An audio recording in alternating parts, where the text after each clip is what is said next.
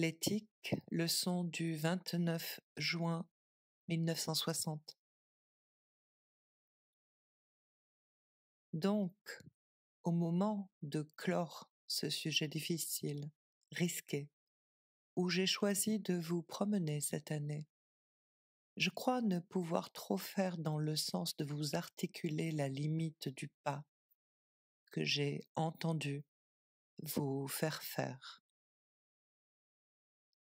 Je poursuis l'année prochaine autour de quelque chose dont ce n'est pas du tout forcément le titre que je vous donne, mais qui est le sens d'articuler les unes par rapport aux autres ce qu'on peut appeler les fins et les moyens de l'analyse.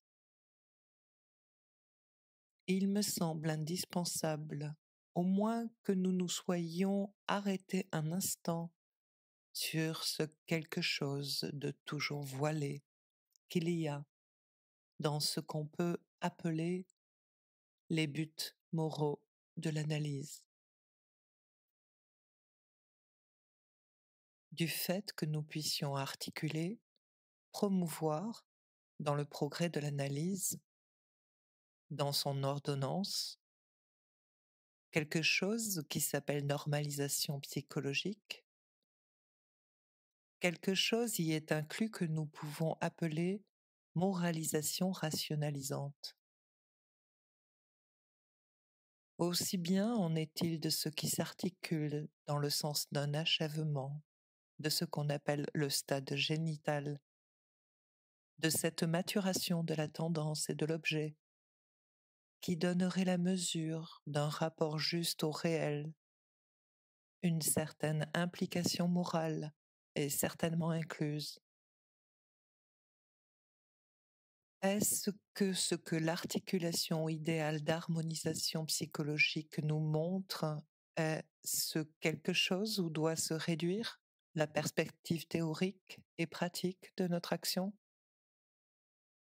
En fin de compte, devrions-nous, dans cet espoir d'accès à une possibilité de bonheur, en fin de compte sans ombre, penser que la réduction peut être totale de cette antinomie que Freud lui-même a articulée, d'autre part si puissamment, par laquelle il dit, dans le malaise dans la civilisation, que la forme sous laquelle, concrètement, dans l'homme, s'inscrit l'instance morale et qui n'est rien moins que rationnelle à son dire, que cette forme qu'il a appelée le surmoi est telle dans son économie qu'elle devient d'autant plus, comme Freud dit, exigeante qu'on lui fait plus de sacrifices? Est-ce que cette menace, ce déchirement de l'être moral chez l'homme, est quelque chose que, dans la doctrine et dans la pratique analytique, il nous soit permis d'oublier? À la vérité, en effet, c'est bien ce qui se passe. Nous ne sommes que trop portés à oublier, autant dans les promesses que nous croyons pouvoir faire, qu'à celles qu'aussi nous croyons pouvoir nous faire, de telle ou telle issue de notre thérapeutique. C'est grave et je ne peux pas, pour moi, me dissimuler que c'est d'autant plus grave que nous nous mettons en posture de donner à l'analyse sa portée pleine. Je veux dire que nous sommes en face de l'issue possible, concevable de ce qu'au plein sens du terme, on doit appeler l'analyse dans sa fonction didactique. Est-ce que la fin d'une analyse, si nous devons la concevoir comme pleinement terminée pour quelqu'un qui doit se trouver ensuite, par rapport à l'analyse, en position responsable, c'est-à-dire lui-même analyste, est-ce qu'elle doit idéalement, je dirais en droit, se terminer sur cette perspective de confort qui est celle qui est promue dans ce que tout à l'heure j'ai épinglé de la note de cette sorte de rationalisation moralisante où elle tend à s'exprimer aujourd'hui trop souvent. Est-ce que vraiment est tenable pour nous partisans du moment où nous avons articulé, et je crois dans la droite ligne de l'expérience freudienne, cette année la dialectique de la demande, du besoin et du désir?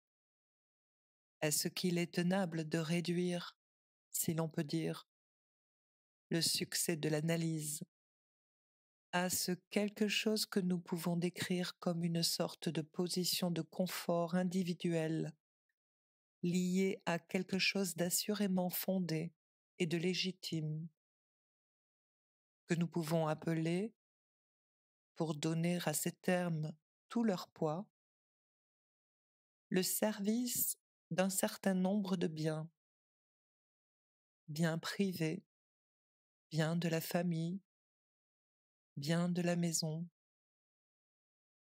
d'autres biens dont nous savons aussi qu'ils nous sollicitent, biens du métier, de la profession, de la cité. Est-ce que cette cité même, nous pouvons, de nos jours, si facilement la clore? Qu'importe. Il n'est que trop manifeste que l'aspiration au bonheur de ceux qui viennent recourir à nous concrètement, effectivement, dans notre société, implique comme un miracle, comme une promesse que quelque régularisation que nous apportions à leur situation, la place restera encore ouverte pour qu'il se trouve un mirage de génie original, d'excursion vers la liberté. Caricaturons, de possession de toutes les femmes pour un homme, de l'homme idéal pour une femme, dont assurément en toute rigueur on pensait que vous faire les garants que le sujet puisse d'aucune façon y trouver son bien même est une sorte d'escroquerie. Disons qu'il n'y a aucune raison que nous nous fassions les garants de la rêverie bourgeoise. Un peu plus de rigueur, un peu plus de fermeté est exigible dans notre affrontement de la condition humaine.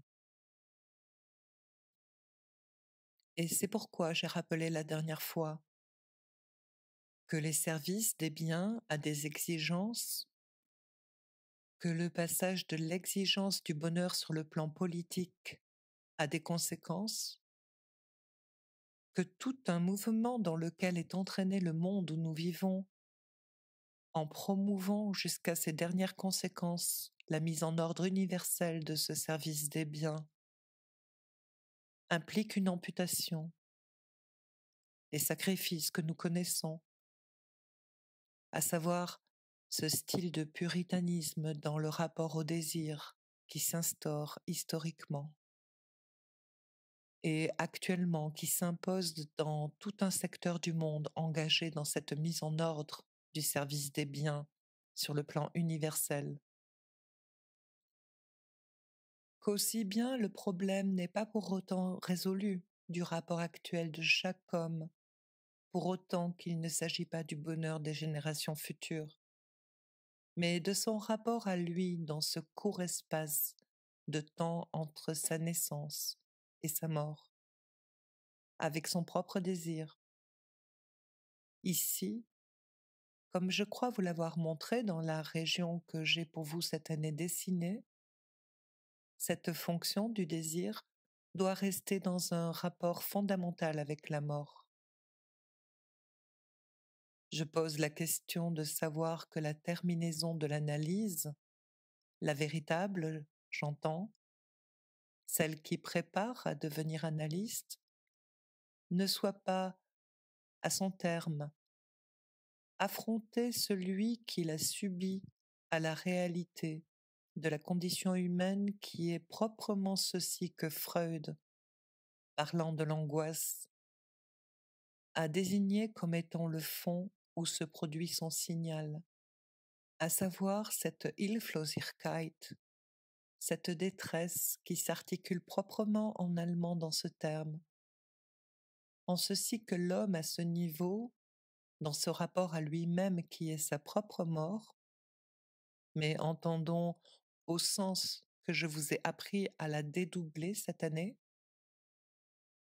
n'a à attendre d'aide de personne, c'est-à-dire doit finalement atteindre et connaître, j'entends au terme de cette analyse didactique, le champ, le niveau de l'expérience de ce désarroi absolu, de ce désarroi au-delà de celui au niveau duquel l'angoisse est déjà une protection. Non pas Abwartung, mais Erwartung. L'angoisse déjà se déploie en le laissant se profiler à un danger. Il n'y a même pas de danger au niveau de cette expérience de l'Hilflosigkeit dernière.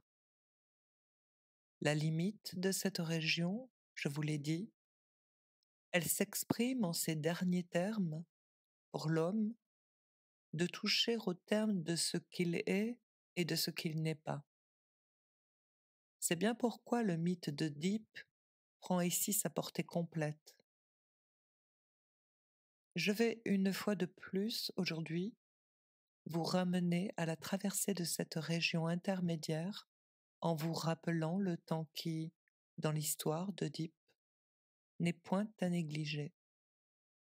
Celui qui s'écoule entre le moment où il est aveugle et le moment de cette mort privilégiée, unique, dont je vous ai déjà arrêté l'attention sur l'énigme dans Sophocle qu'elle constitue. Ne l'oublions pas tout de même. Si Œdipe, en un sens, n'a pas fait de complexe d'Œdipe, il faut s'en souvenir. Qu'est-ce qu'Œdipe? En se punissant d'une faute qu'il n'a pas commise, il n'a tué qu'un père dont il ne savait pas que c'était son père. Bien plus, il l'a rencontré sur la route, pour prendre un mode tout à fait vraisemblable, selon lequel nous est présenté son mythe. Pour autant que déjà, ayant eu vent de quelque chose qui lui était promis de peu reluisant à l'endroit de son père, il fuit justement ce qu'il croit ses parents, qui l'ont élevé. Et sur la route où il veut éviter le crime, il le rencontre. Il ne sait pas non plus qu'en atteignant, lui, le bonheur conjugal, le bonheur de son métier de roi, le bonheur d'être le guide d'une cité heureuse, c'est avec sa mère qu'il couche. On peut donc poser la question de ce que signifie le traitement qu'il s'inflige. Le traitement que s'inflige Œdipe veut dire justement qu'il renonce à ceci qui l'a captivé et qui est proprement qu'il a été joué, dupé par son accès même au bonheur, qu'au-delà du service des biens et même de la pleine réussite de ses services, il entre dans la zone où il va chercher son désir.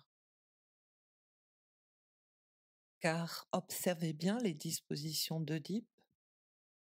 À l'article de la mort, il n'a pas bronché. L'ironie de l'expression bon pied, bon œil ne saurait, dans son cas, prendre trop de portée puisque l'homme aux pieds enflés, à ce moment, a les yeux crevés.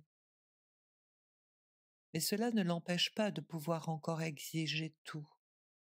C'est à savoir, ne l'oublions pas, les honneurs dus à son rang.